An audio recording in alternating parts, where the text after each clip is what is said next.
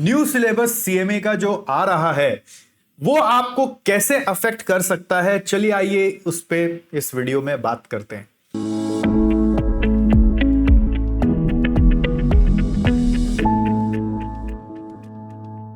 तो दोस्तों, पहला ये सवाल है स्टूडेंट्स का कि न्यू सिलेबस आ भी रहा है कि नहीं आ रहा है। तो इसका जवाब है बिल्कुल आ रहा है जी। 2026 में इसके ऊपर काम चल रहा है इंस्टीट्यूट पर और ये जरूर आ रहा है। कब तक आएगा ये आने वाले 1-2 महीने में अनाउंस होने का बात लग रहा है। आने वाले 1-2 महीने में अनाउंस होने का बात लग रहा है। ठीक है, तो ये आएगा। तो पहला एग्जाम कब होगा? पहला एग्जाम अनुमान हो रहा है कि जून 27 या फिर दिसंबर 27 में होगा। फिर सवाल आ रहा है कि अगर ये एग्जाम होगा तो पुराने जो स्टूडेंट्स हैं जो 2022 सिलेबस में पढ़ रहे हैं उनका क्या होगा? तो उनके लिए आप ये समझो कि एग्जाम आपका 2 साल तक मिनिमम कंटिन्यूड रहेगा after new syllabus is launched.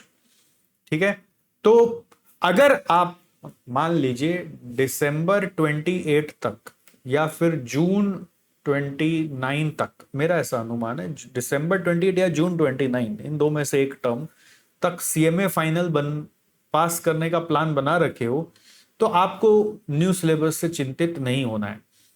Sir, हम न्यू सिलेबस में अगर सीएमए नहीं बने तो हमारी वैल्यू कम होगी, हमारा प्लेसमेंट नहीं होगा, ऐसा ख्याल बिल्कुल भी मत लाइएगा, क्योंकि फिर तो पुराने जितने इंडिया में सीएमए बने हैं सबको वापस से न्यू सिलेबस में परीक्षा देना पड़ेगा ना, ऐसा थोड़ी ना होगा। तो सीएमए जैसे भी बन जाओ, जो भी रूट है आप आराम से बन जाओ, कोई उसमें प्रॉब्लम बिल्कुल भी नहीं है। ठीक है, तो आप अब इसको अपने प्लानिंग में कैसे इनकॉर्पोरेट करें ये आपको सोचना है। सबसे इंपॉर्टेंट चीज आपकी जिंदगी में आपका समय।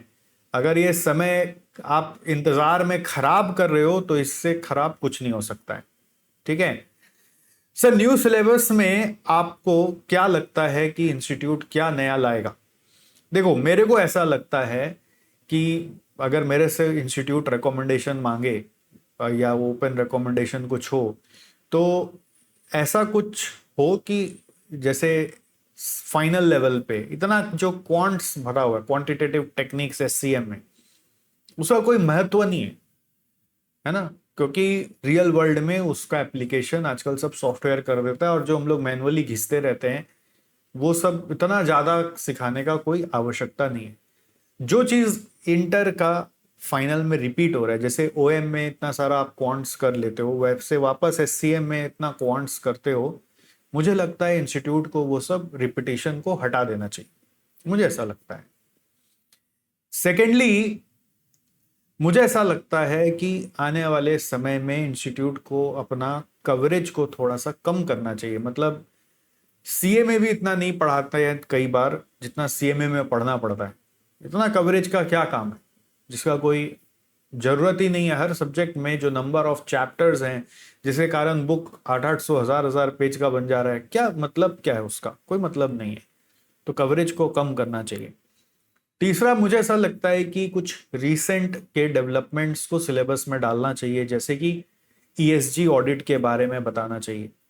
जैसे कि इंस्टीट्यूट को जो नए लॉज आ रहे हैं वो सब तो इंक्लूड करना ही चाहिए, वो तो बाई नेचुरली आपके एग्जाम में घुसने लगेगा। बट जैसे अभी डीपीडीपी करके एक एक्ट आ गया है, ऐसा ये सब नया ट्रेंड जमाने का चीज है जिसके ऊपर बात होनी चाहिए। ऐसे नए लॉ जो भी आए हैं वो सब इंक्लूड होना चाहिए। नया लेबर कोड आ गया, नया डीपीडीपी आ गया, और सब केस स्टडी फॉर्मेट में पूछे जाने चाहिए जिससे कि बच्चों को एप्लीकेशन करना है। मुझे ऐसा लगता है कि एआई का कुछ ना कुछ एक सब्जेक्ट में इंक्लूजन किया जाए, इंटर लेवल पे भी फाइनल लेवल पे भी, बट इस तरह से कि इंटर में कुछ और हो, फाइनल में कुछ और हो, ना कि इंटर फाइनल फिर कॉमन हो जाए। और इसके अलावा फॉरेंसिक रिलेटेड कुछ पढ़ाई मेरे हिसाब से इंस्टीट्यूट को डालना चाहिए। इसके अलावा इंस्टीट्यूट को जैसे इलेक्टिव सब्जेक्ट है, मान लीजिए हमारा, वो इलेक्टिव सब्जेक्ट को हटाकर एक ही सब्जेक्ट कर देना चाहिए। कोई भी एक कर दो, बस वही पढ़ना है। 3-3 सब्जेक्ट उनके लिए भी हैसल, हमारे लिए भी हैसल, चूज करो, ये करो, वो करो, व्हाटएवर, एक ही कर देना चाहिए, जिसे मेरा सुझाव है। बट अब होगा क्या ये तो वक्त ही जानता है। But these are some of my quick suggestions.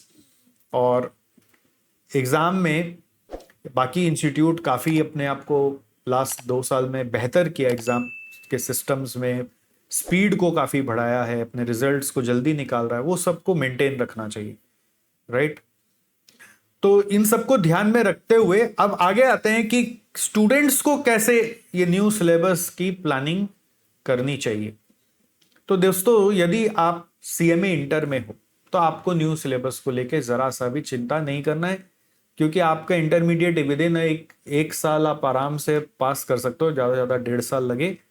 हमारे हमारे नज़र में तो इतना जो हमारा पास्ट का इतना एक्सपीरियंस है 19 साल का, हमने देखा है कि 2 साल में तो हर बच्चा ही पास हो जाता है। मतलब ग्राफ जो है हमारा, कि कोई इंटर में एडमिशन लिया तो 2 साल के अंदर तो सभी पास हो जाते हैं, चाहे अटेम्प्ट भी दिया हो ना तो भी वो पास हो जाते हैं। मतलब 70-80% स्टूडेंट पास हो जाते हैं। तो आप इंटर में हो तो आपको तो न्यू सिलेबस का चिंता ही नहीं होना चाहिए। बस करंट में जो स्टूडेंट जैसे अभी इंटर दिए हैं और फाइनल में घुस रहे हैं, उनको चिंता ज़्यादा हो रहा है। और जो फाइनल शुरू कर चुके हैं उनको ये पहले अटेम्प्ट में भी समझा दिया गया है कि आप एक ग्रुप तो आराम से ओल्ड सिलेबस में दे दो, और जब फिर न्यू सिलेबस आएगा तब देखेंगे सेकंड ग्रुप, यानी कि नेक्स्ट फाइनल का ग्रुप क्या करना है। और जो अभी स्टूडेंट इंटर दिए हैं और फाइनल में आएंगे या आए हैं जस्ट, उनको ये मन में बार बार आ रहा है कि हम पढ़ाई शुरू करें कि न्यू सिलेबस का इंतजार करें। तो मैंने आपको पहले ही बोला कि टाइम आपका सबसे मूल्यवान चीज है, जिसको आपको बचाने का कोशिश करना चाहिए। तो इसलिए पढ़ाई शुरू करने में कोई बुराई नहीं है। अगर आप एक ग्रुप की ही तैयारी चालू कर दें, जैसे कि ग्रुप 3 फर्स्ट, तो उसमें SCM SFM सब्जेक्ट आप स्टार्ट करें। ठीक है, SCM से जो इनिशियल चैप्टर्स हैं वो है डिसीजन मेकिंग वगैरह, वो चेंज नहीं हो सकता है। और SFM में जो इनिशियल चैप्टर्स हैं इक्विटी एनालिसिस और मान लीजिए जो भी कैपिटल बजटिंग, वो सब बेस है अपने FM का, वो चेंज नहीं हो सकता। तो वो आपको पढ़ना ही है इनडायरेक्टली, तब तक तो सब ऐलान हो ही जाएगा। तो तब तक समय यूटिलाइज करना है, पढ़ाई कम से कम 2 सब्जेक्ट से स्टार्ट कर देनी है और अपनी गाड़ी को आगे बढ़ानी है। इंटर्नशिप को समझदारी से ढूंढना है, ऐसा नहीं कि बस कहीं पर भी मिल गया तो वहाँ शुरू कर दिया। इंटर्नशिप आपका एक ऐसा जर्नी है जिससे आपका आगे का करियर बनेगा। इधर उधर कहीं पे भी इंटर्नशिप करोगे तो वो एक्सपीरियंस को जीरो कर दिया जाएगा, माना नहीं जाएगा ठीक से। अगर आप सही जगह इंटर्नशिप करोगे और उसी जगह फिर आगे जाके जॉब करोगे, तो आपको इंटर्नशिप का एक्सपीरियंस अपने जॉब सिलेक्शन में बहुत लिवरेजिंग करेगा। तो आपको अपना समय यूटिलाइज करने के लिए मेरे हिसाब से ग्रुप 3 का SCM और SFM सब्जेक्ट से स्टार्ट कर देना चाहिए पढ़ाई, और अपना पढ़ाई चालू रखते हुए इंटर्नशिप ढूंढना चाहिए। अगर आप अभी तक पढ़ाई चालू नहीं की और इंटर्नशिप में पूरी तरीके से व्यस्त हैं, तो भी मैं बोलूंगा कम से कम एक सब्जेक्ट विथ इंटर्नशिप स्टार्ट कर दीजिए, जैसे कि SCM या SFM। स्टार्ट कर देना आपका धर्म है। और फिर आगे जाकर अगर कोई सिलेबस में चेंजेस आया और आपने हमारी क्लासेस ली भी है आगे के अटेम्प्ट्स की, तो हम आपको पूरा सपोर्ट करेंगे ना। आपको वापस से कुछ थोड़ी ना री इन्वेस्ट करवाएंगे, आपको पूरा सपोर्ट करेंगे जिससे कि आप आगे भी इजीली बढ़ पाए।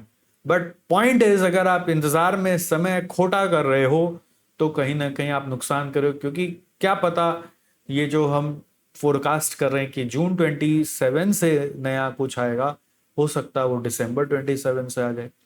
तो तब तक आप और 6 महीना गवा दोगे अननेसेसरी। तो पॉइंट इज, टाइम आपका है, जिंदगी आपकी है, आपके लिए बहुत सारा सक्सेस आगे वेट कर रहा है। तो इस न्यू सिलेबस के इंतजार में अटेम्प्ट ना खो दें, इस चीज का ध्यान रखें।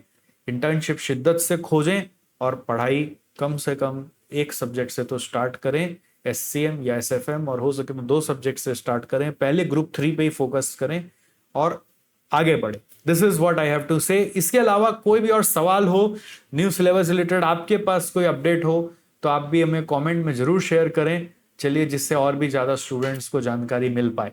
Right, thank you so much, see you soon. मिलते रहेंगे अपने YouTube चैनल पर। तब तक अपना ध्यान रखें।